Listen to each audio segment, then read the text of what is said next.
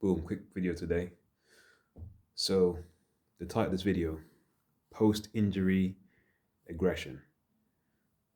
Um, I've been feeling this basically today. And this happens, this last happened to me, um, this feeling in 2017. And I wasn't coming off an injury back then, but I was getting strong and meditating. Now, this is important because the concept of post injury aggression is basically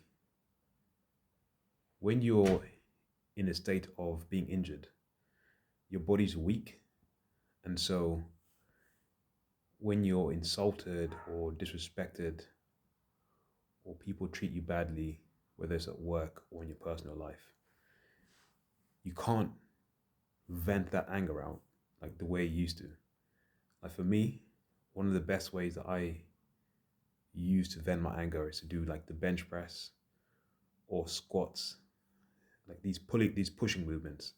For me, doing things like rows, where you're doing pulling movements, they don't let me release the anger. But pushing movements like bench press or squats, those specifically really get the anger out. And what I'm finding is that because emotion is stored in the body, all this emotion, the last for me, it's been the last 2 years since the start of 2024 until now. It's been basically 2 years of continuous injuries, one after another, where I haven't been able to really vent my anger out.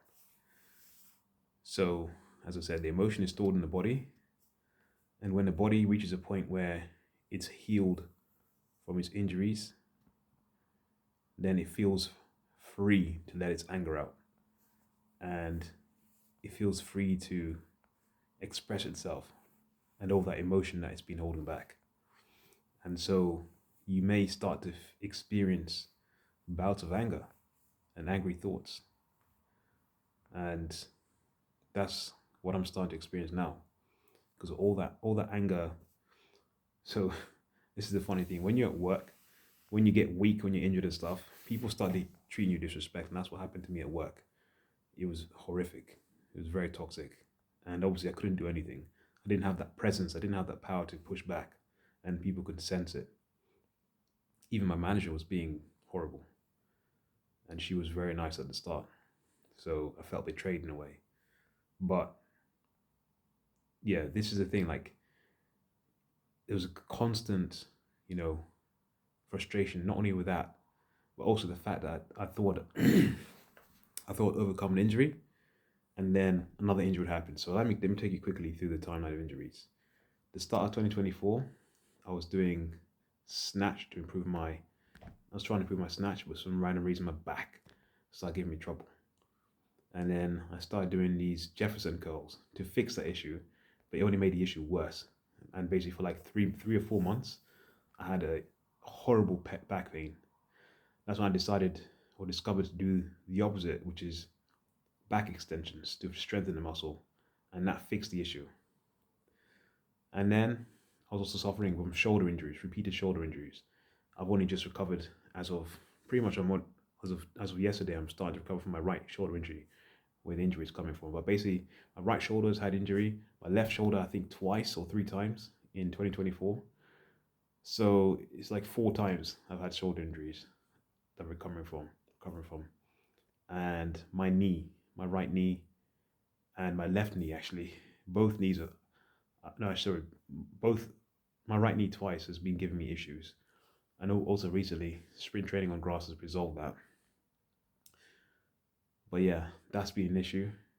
So I haven't been at my best. I haven't been able to vent this anger out, and now it's coming out. And I mentioned earlier about meditation and being getting stronger. The reason why is because I remember back then in 2017, that was the first time I tried meditation.